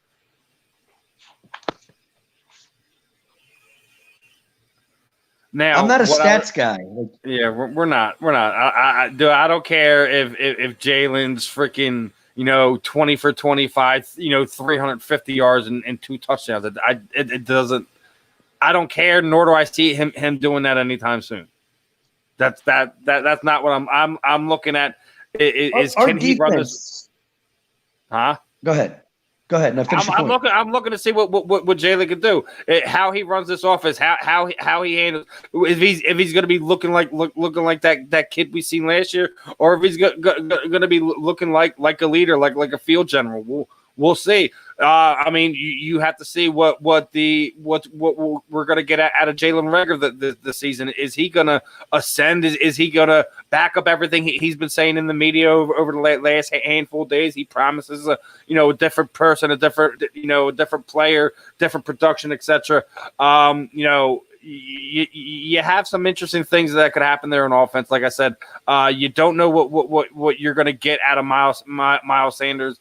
Really, you've seen flashes of what he could be, what he should be. Obviously, he's not the guy outside of the backfield. He's not going to be getting you 5, 10 balls a game outside of the backfield. That's why you brought in Kenny. Go ahead, brother. Because you make a great point there, right? What have we been talking about for a couple months now? When I brought up my Miles Sanders point about what is he? Is he a 3-down back guy? Is he, what exactly is he? All these people want to talk about him as he's like, on the verge of being an elite back in this league. And I'm like, listen, I think the guy's in danger of losing, 3rd down reps to somebody like a Kenny Gainwell, because Kenny Gainwell is going to go out in passing situations and be reliable and be able to be a guy that, can go run routes. And when you need, 5 yards on 3rd and 4 and you're running some type of route with a back out of the backfield, you can trust Kenny Gainwell to make that play, where I don't think they trust Miles Sanders to go make that play. And,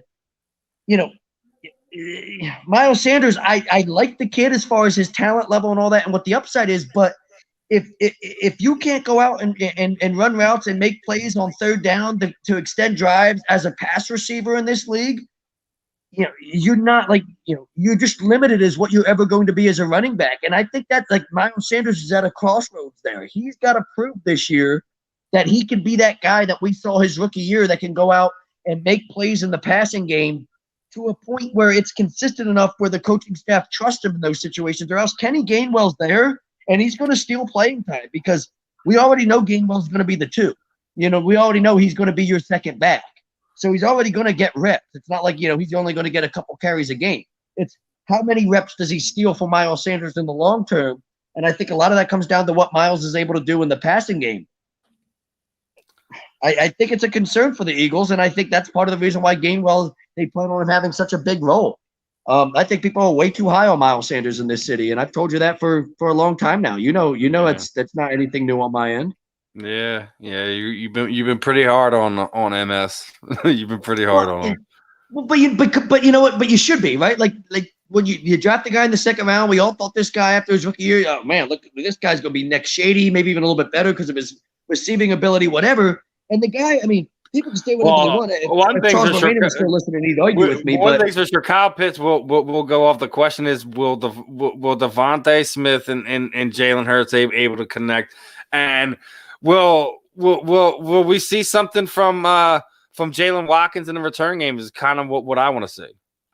That's where I want to see if he's going to be the K&P returner. Yeah.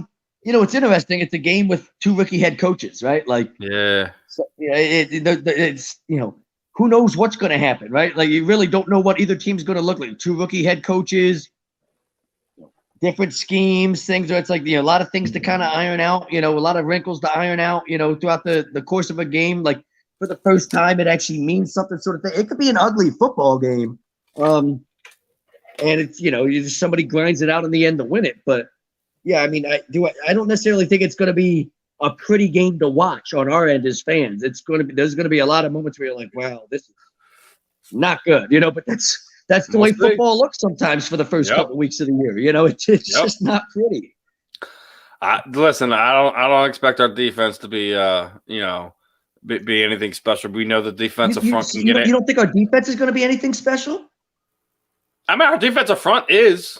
I'm like I said, I think you have more questions like what where you have in that linebacker core. Like you don't know what you really actually have there. You hope and pray what they've put together. You hope the different defense. I think that's probably the biggest thing I want to see. I want to see this new look defense. I've always been a D guy. As much as everyone loved the offense, I always loved the D. So that's kind of where I am. Listen, I think over the years they've undervalued the linebacker position.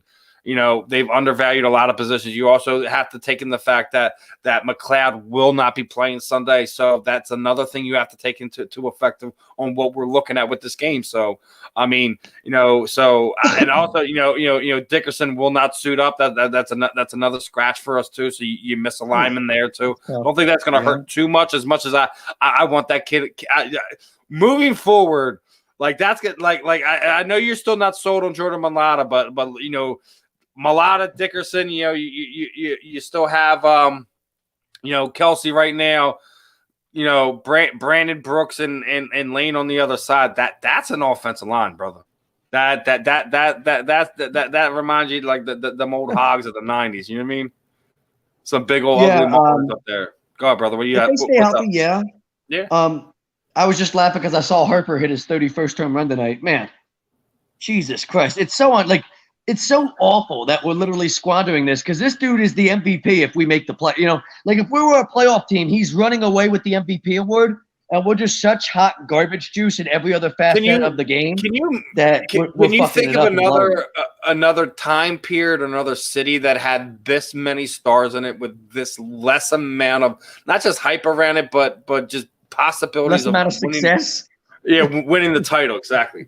But actually, wait up 1 sec. Let me switch gears real quick here. Obviously, we got our final guest of the afternoon is gonna be joining us real quick, and Miss Tara Larosa, how we doing? Hey, how are you? I'm awesome. Well, first and foremost, appreciate the time this afternoon. I know everything's crazy with life. I got a lot of craziness running around in my life. So appreciate the time first and foremost. I guess for people who don't know, for the A2D listeners, Tara, give them a quick background, who you are, where you come from, and we'll get into it. Originally from New Jersey, born and raised. I started training in 1996. I started MMA in 2001. I turned pro in 2002. I'm former #1 female fighter in the world for 6 years. I cleaned out an entire division and then dropped down to another one. The U.S. grappling world team for 5 years. I've done some shit. I took the last 6 years off, and I'm back. You're joining us from paradise, apparently. Where exactly are we stationed at the moment? Actually, I'm in the Outer Banks of North Carolina. She's a little bit closer than I thought, but obviously, one of the things, obviously, this is the 20th anniversary of September 11th. One of my poll questions tonight was, Pat Tillman's enlistment in the Army was probably the most notable post 9/11 moment. Agree to disagree. Zach had opted to disagree with me tonight. What are your thoughts, Tara? I mean, obviously, we all have differences of opinions when it comes to this. We all have our own feelings and different experiences when it comes to everything that's happened sports wise in that small window post 9/11. What are your thoughts? What are something that sticks with you, and what are your memories of 9/11? Yeah, just that time, and your thoughts on what is your kind of most notable sports moment around that time? Geez, what was that? 2001? Yeah. Oh my God. It was right around your debut, right? Yeah. What's your first memory, the thing that you remember, your first wow, this is the big thing that brought sports back and kind of got us all to be okay, something kind of to focus on and rally around again. What was your first thing of that kind? Well, I mean, sports wise, I don't know. I know that I made my MMA debut in 2001, maybe 2 months later, September 11th, November 3rd. Is here November 3rd and November 7th. I made my amateur debut. I did 21 tournaments that year. Dude, I traveled all over the country. I don't really watch too many other sports except for MMA. Do you remember George W. Bush throwing out the first pitch at the World Series that year at Yankee Stadium or anything like that? No. Couldn't give two shits about. See, look, she was so focused. You were so focused on just the next step of your career at that point, weren't you? I was thinking you said you went pro in 02. Here's the thing. I play sports. I don't watch them. Okay. I know that's kind of an asshole comment, but dude, no, I get it. Fun. I want to do it. I don't want to just watch somebody else have fun. Well, especially probably for you at somebody, at that time in your career, you said you went pro in 02. I mean, you're probably grinding so hard 24/7 at that time where I could understand just kind of removing yourself from a lot of other things that are going on in the world. I really did. I have no idea what was really going on in the world at that time. I'm trying to think, you know what? Honestly, I could probably tell you a little bit more about what was going on in MMA. Pride was still a thing. I used to love Pride. I used to watch Pride FC. And of course, the UFC was just coming back online then. They were just getting back on pay-per-view, I believe, in 2001, I think. Yeah, because Tough hadn't really taken off yet. So it was they were. Yeah, Tough didn't start until 2004. 2004, 2005. I think it was 2000. I think it was 2005. Yeah, right on. Yeah. And then when the Ultimate Fighter hit and that happened, that kind of changed everything because that was right when I think the Tito and Chuck rivalry had really starting to take off, and that's when that whole thing was happening. So that was a weird time. That's when MMA went mainstream with the UFC. When the Ultimate Fighter was accessible to everybody, and it wasn't just some kind of pay-per-view spectacle. Yeah. Like Liddell and Tito, whatever, that's cool. But honestly, it was Stephen Bonner And Forrest Griffin. Yeah. And that Forrest was Griffin. Well, it wasn't just Bonner, that. I think it was Forrest also the guys that they had on that show too, just like Koscheck and Chris Lieben and Diego. Like you had all these different.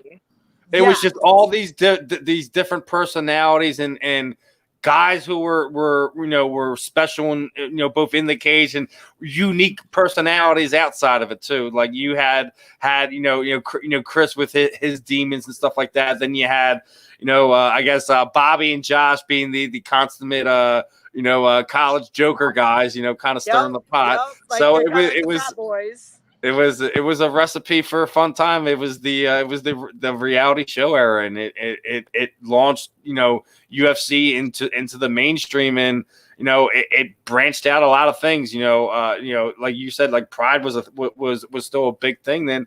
And we look at what it's spawned since then. What's changed since then. I mean, it's like so many different layers to it we can kind of go through like even your side of it, watching what from the outside looking and watching what happened with women's MMA, what Chris and Gina initially did to get the eyes initially on it from the broad perspective, and then obviously everyone being a part of mixed martial arts over the last 5 to 7 years, the Ronda Rousey era, and now we're seeing a whole new level of things. I want to kind of get your thoughts on what do you think is the kind of the next thing for women's MMA. Obviously, we've had stars, multiple different weight classes. You still getting to the point where you're still trying to find continuity throughout weight classes, especially when you're looking at 45 to 55 and stuff like that.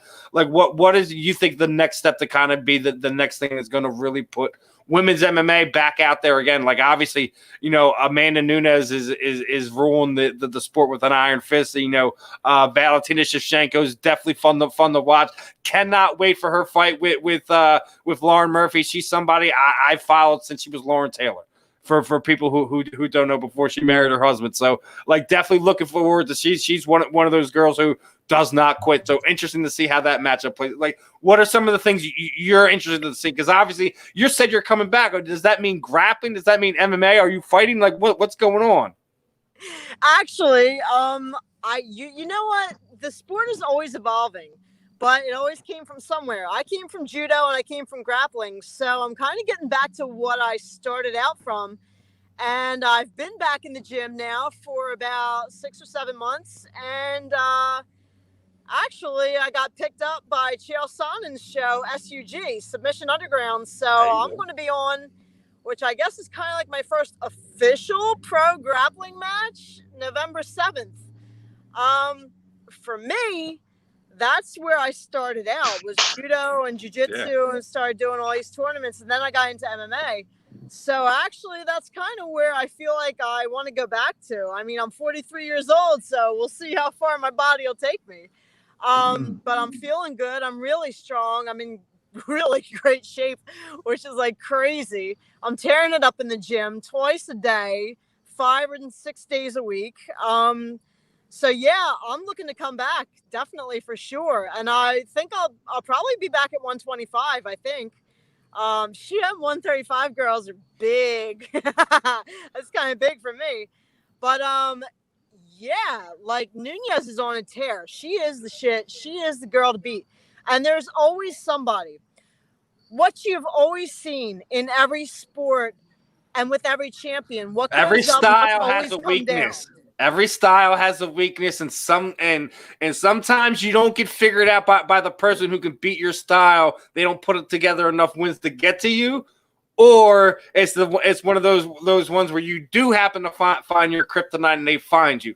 For the longest time, everyone thought Chris Cyborg was just no one was ever going to touch her. No one was ever going to touch her, and Amanda Nunes put her hand on her, and that was the end of it. Hey, the same thing happened to Ronda Rousey. She was the holy shit. Nobody could get past I think her. the thing about Ronda is that her she was able to close the distance so fast, and her grappling was just so smothering. It was really tough. I think her problem is that Edmond got into her head so much that she thought she could throw her hands with anybody. 100%. That's a freaking so fatal She mistake. got away from her game, and that was her downfall. But honestly, when it came to judo, when it came to grappling, she was definitely leagues ahead. I mean, if she hadn't been knocked off, if she hadn't trusted her hands so much, she may still be on top. But I agree. Like I said, what goes up must come down. So sometimes it's this that brings you down, not these. Yeah, that's so true. Super true. It's also about who you surround yourself with. So if you have a good team, you have a good coach, and people that aren't just blowing smoke up your ass, you're good to go. Ask Mike Tyson about that. Oh, but see, man. I know. And speaking of which, you speaking of Tyson, I don't know if you've seen it. Did you see Chrissy Martin's Netflix doc? That was nuts, right? No, I haven't. Oh my God. Man. You got when you get a chance, you got to check that out. Vinny Pass's PR lady would put me down when I checked it out with my wife a few months ago. It was just amazing watching how she came up, and then the crazy relationship she had with her boxing coach, and obviously people who know the story knows what happened after that, but like it's just interesting to kind of see the layers of that.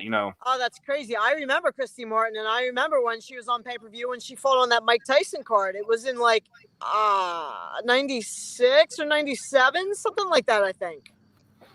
Yeah, man, it was just she was the original pioneer, right? She really was. She was the chick that was originally the best. She's the one that rose to the top, and she earned it. She didn't take her clothes off. She didn't have a famous daddy. She was the real shit, man. Oh man, she didn't take her clothes off. That's unfortunate. Now, obviously, I was gonna get a point that we get into some rough questions. I gotta ask you: did you happen I know you don't watch combates too much, and you say you don't watch combat sports too much outside of what generally what you're doing. Did you happen to see the transgender guy girl thing that happened last night? No, I didn't get a chance to watch it, but I did hear that she won. Yeah. I thought we had enough. Listen, I'm not going to judge whatever you want to identify. I'm not that person. Listen, I really don't care. Combat sports is kind of where I have an issue with it. We've already went through this with Fallon Fox before. I don't know why we have to this, with weightlifting and sports like that. Scientifically speaking, let's just be honest, right? Human bodies are built differently from a male to female perspective, scientifically speaking, right, Steven? Go ahead, bro. Go ahead. Sorry, it's breaking up a little bit, so I thought I couldn't tell if you were done talking or not. No, I just told you to go ahead. I was trying to piggyback off the point you were making. But if that's what we're referring to, scientifically speaking, how it all works differently, wouldn't it be fair to create a universal, we've got the males, division, the women's division. I think the way it is anymore, it's just we're at the part in combat sports where everything's more about entertainment than anything else, and combates is just. It's always been about entertainment. I mean, and that's what I was trying to talk to. It's always about the big finishes. It's always been about that. But there's something I was trying to talk to Zach about. The technical aspect, they always want to see the freak show. Which is, if you look to Japan, you look at Pride, that's kind of what it was all about. There were some freak shows over there. But the one thing that I think differentiates this girl from Fallon Fox is that Fallon Fox started out her career and she kind of tricked everybody. Nobody knew what she really was or about the transition or about anything like this. This person has come out from the beginning saying that yes, she is transgender and she once was a male and now she's a female, and the history is out there. So now at least her opponents, they have know what they're walking into. Yeah. So if you sign on the dotted line, you know what you're getting into. Okay, that's cool. As long as you're not trying to trick people, hey, it is what it is. If you sign up to fight that person, then that's what you did. I mean, you know what you're getting into. So, all right. Now, do I think that she should be part of the rankings? I don't think so. I don't know. I'm leaning toward no. Are there enough I'm people with you out there. there Like who have I a have a thing. Like transgender? listen. I don't know. There's never going to be enough people to fill out an entire weight class for these type of situations. I agree with you. She's as much as you want to compete and whatever. Like this is women's rankings, and we don't have an identified weight class, etc. Divisions for what we're walking into. You want to compete. Your opponent knows what they're signing into. That's fine. As you're saying, like we were talking about beating Zach with it last week. Entertainment is kind of what it is. He was debating the validity of some of this Jake Paul stuff. I mean, listen, as I was telling them that they put Ben Askren in there to get knocked out, and people who thinks anything else otherwise is lying to himself, because we know what Ben is. Ben's a wrestler. You're gonna put him in there. It's not, but it's not a fixed fight. You just kind of already know what the outcome could be. Anything can happen when you get in there. About fixed, but I mean, you was a hand-picked opponent. When you hand-picked opponent, you know what the outcome is. So, like, you could say it's fixed. It's just it's what the outcome. So if we're going off this idea of it's all entertainment now, and this idea like like the transgender fighters, my idea was like maybe we'll come across like you're going to have enough of these athletes in all sports, or maybe you can have like their own division, a unisex division of some kind where they can all compete with each other. But that's not something we're going to see for a while. If you've been in combat sports long enough, how long it just took them to develop just the women's side of things, and the men's side of things isn't even 100% situated. They still need weight classes in regulation, and you want to talk about bringing some more a whole nother problem into this mix. We have enough problem getting regulation. We have enough problem getting the referees and judging right. So does this open up the door? I was joking with Zach afterwards, or before we came on the air. I was like, does that mean that he can fight dudes too?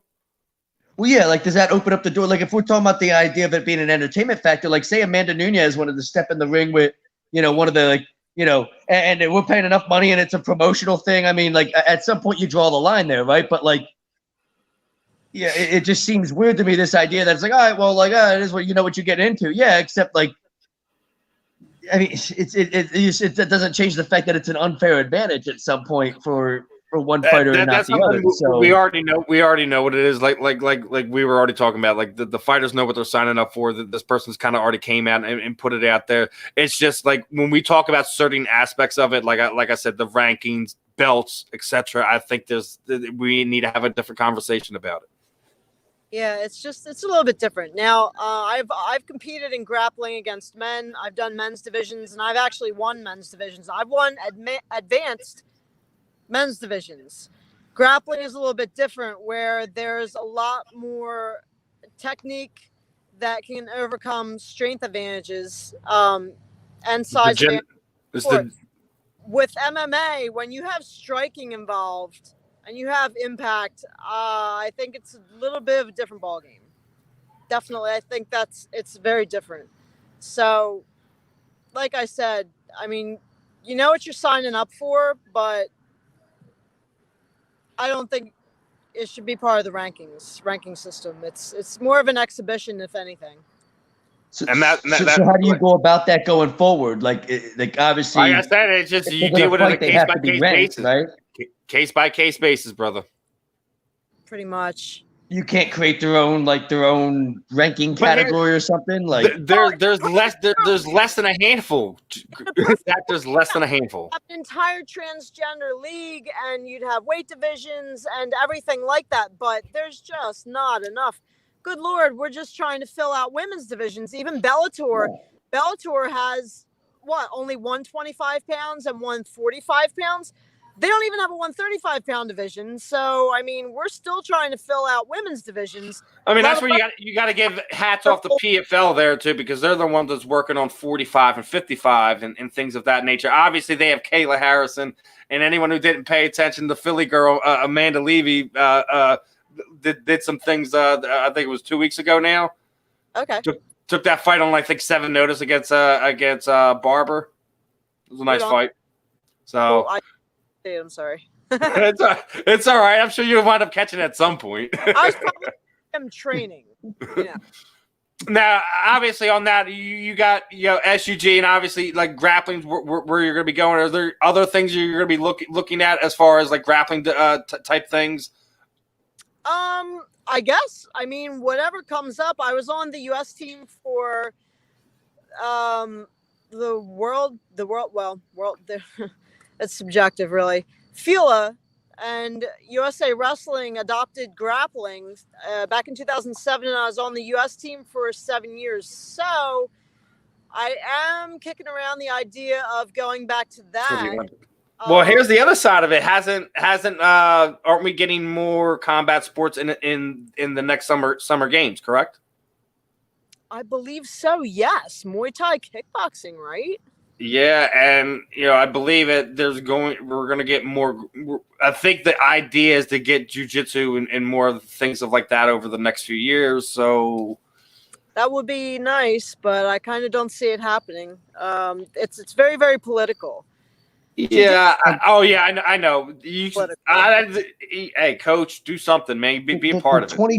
And I know I do understand it's political and things of that nature. I don't want to go down that road. And all I got to say, anyone who's messing with you because of your beliefs, fuck them. So 2024 is in France, right? Paris. Is it? Is that where the Summer Olympics is at? And political within the Brazilian jiu-jitsu and grappling world. There's so much politics. It just goes on in that with what show has what rule set and what show has these requirements for weigh-ins and for uniforms and gis and so on and so forth. There's so much that has to do with factions that want to control it that they can't seem to come together, and they try to undercut each other constantly. So there's too many, that's why I said that's why I asked you like you're set up with what Chael's doing, but like you're also seeing other promotion other promoters and we're over here in PA, we have Cage Fury Fighting Championship, and now we have Fury Grappling and right on. That's cool. Yeah. So you're seeing more promoters getting on the fact that, we should also be promoting grappling as well. So it's interesting to see how much this sport has grown, in this small, 15, 20, 25 year span. And it's still just scratching the surface. We haven't really gotten it. And there's going to come a point where is coming online. It's really coming into its own now. It's really, really cool. I came back after 6 years and I'm just, holy shit, the whole game has changed. Oh my God. I feel like I have to relearn everything all over again. Even a rear naked choke has changed. The simplest of moves. It's like, what the hell? It's fun though. It's kind of cool because it's kind of like a brand new regrowth. It's like a new birth. So yeah, because it's not like you're no slouch. You were already one of the top of the food chain grapplers for a long time, and then you get off the mat and you go back. It's like, oh wait a minute, I got to change my grips. I got to change everything. What's going on here? 100%. I'm having a good time with it though. I have a really phenomenal team, and I gotta tell you, I'm definitely tougher than ever. I'll tell you that. Now you said you're down there in North Carolina. Who are you working with? I'm working with some really phenomenal people. I'm just going that way. She keeping it GQ, keeping it quiet. Got you. All I'm gonna say is I return to my roots, to my origins. That's good. Always good to go back sometimes. Always good to go back. It has so evolved so much. Do you think that the idea of how much mixed martial arts might expand into something like the Olympics, has to do with we heard baseball is being removed from the Olympics because I think it's in Paris in 2024, so they've replaced it with something that they feel will kind of fit with, that region of the world a little bit more? Do you think like the Olympics being, I believe it's in Los Angeles in 2028, with how big MMA has become here, maybe there's a chance of something like that? You will never see MMA in the Olympics. If it is, it will be 100% watered down. Like I just said, if you want to do anything, you want like sport, like combat sambo, maybe something like you could probably push a little bit more. It just won't be full-fledged mixed martial arts. Yeah. Hard to do a tournament style MMA. Impossible. You can only fight so much in one time span. As long as the games take, whether it's a week or however long, you can only fight so much within that. So MMA is really difficult. I see what you're saying. Is a lot more probable, actually. Unless it's the kind of thing where they have they fight up over months, and then it concludes with the finals of a tournament style thing for MMA. Like basically leading up into the Olympics, you're competing for silver, bronze, gold, and when you get down to your last 6 guys or whatever it is that's what you go to the Olympics with. I don't know how they would pull. But that would kind of it would just be weird because people who would want to represent their country technically would never be part of it. Yes. So, I just think that's where you get into some gray area. You stick with your trying to get jiu-jitsu into the Olympic Games, and MMA will just be where it's at on the global stage. Hopefully, it continues to grow and prosper. Before I get ready to let you go, Tara, kind of run a little bit over where I wanted to keep you. You know how I typically do things, kind of throw the proverbial microphone over to you. Anyone you would like to thank, trainer partners, teammates, shoot at your social media sites, any sponsors you may have, any charities you're working with, anything like that, Tara, the time is yours, my friend. I am wide open. Anybody that's looking to sponsor a fighter or sponsor a comeback, here I am. I am training my ass off, and I am definitely coming back, whether people like it or not. You can follow me on social media. Follow my Twitter. That's really all that I'm kind of on right now. I keep it simple. I'm in the gym. I train. I fight. I don't pose for pictures, and that's where my focus is not social media. So catch me if you can. Follow me at Larosa on Twitter. Obviously, I think one thing is if Tara could go back in her body to 10 years and be put into today's women, I'm sure there's quite a few of them you want to punch in the face at this point in time. Because my God, it's time to take out the trash. So it's safe to say if the whole PVZ thing in bare knuckle that has nothing, no excitement for you whatsoever, correct? Bare knuckle is pretty cool, but I'd rather do bare knuckle MMA, not boxing. So you'd be giving Jorge Masvidal a call, be like, hey Jorge. Hell yeah, I fucking love that guy. We were Bodog buds. We fought on a couple Bodog shows together. Hey man, it's definitely a small world when it comes to the MMA scene, right? So, I just wanted one more thought from you because I got the breaking news that Anderson Silva had knocked out Tito Ortiz. Your thoughts on that? In the first round, Anderson Silva knocks out Ortiz. Well, hold on. Someone actually knocked out Tito with someone who has that big of a head. Was he actually knocked out? Was he stopped? I need to know this because he's been stopped before. But if someone has actually knocked him out, that might actually be a feat. It says down goes Ortiz. Anderson Silva knocks out Tito Ortiz in the first round. I don't have any other details. Outstanding. All I'm praying is Evander Holyfield just doesn't die in the next fight. That's all I'm hoping. Man. I mean, listen, I absolutely love Evander Holyfield, but the fact that he's fighting probably a TRT of Vitor again, it's a terrifying thing for me. We've seen so many fighters come back and injure themselves even further. We've seen things like what happened with Tim Hegg and things of that nature. It's just something like you cringe at some of these moments because what could happen? Yeah. Yeah, we all have a shelf life. We all have a time span. I'm pushing mine. I'm pushing it. I'm 43, so I'm pushing it. But you know what? This old dog's still got some fight left in her, so I'm back. Definitely love it, Tara. Definitely wish you the best of skill. Let me know when you get a little bit closer. Help you promote that. And if I find any sponsors to send your way, I definitely shoot them out for you, my friend. I absolutely appreciate that. Thank you very much. Thanks for having me on. Oh, of course, Tara. You have a good one. Thanks, you too. All right, everyone. That was the one and only Tara Larosa. Definitely a fun one. She's always interesting to talk to and catch up with. Definitely looking forward to seeing her getting back in the grappling and things of that nature.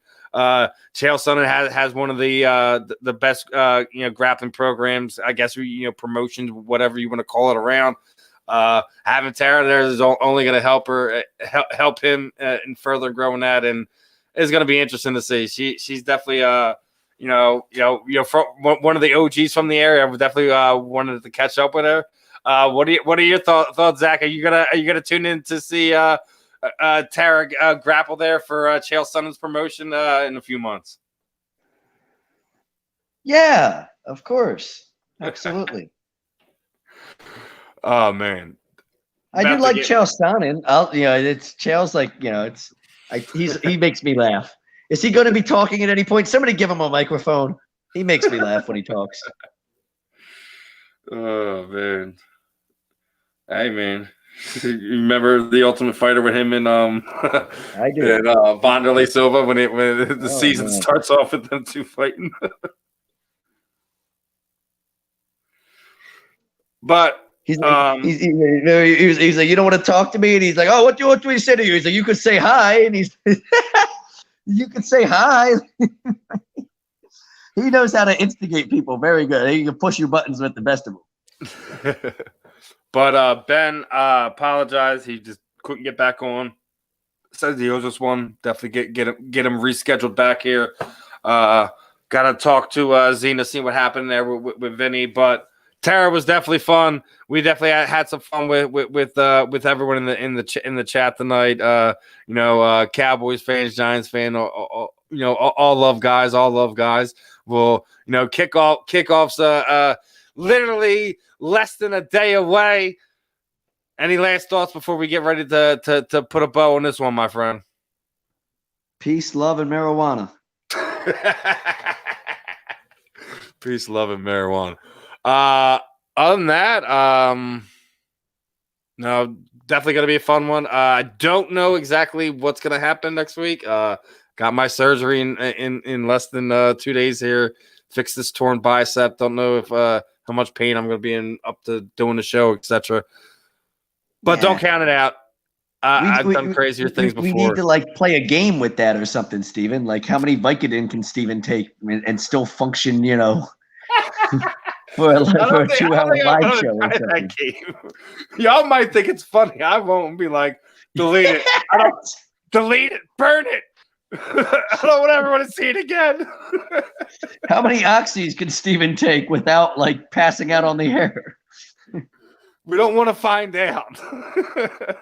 You might not want to find out, but it's the A2D community might want to find out. No, let's please not. But yeah, definitely appreciate anyone who's been giving in the well wishes and stuff like that. Appreciate Ben for the time. Appreciate Tara for her time. Definitely looking forward to seeing her get back in there.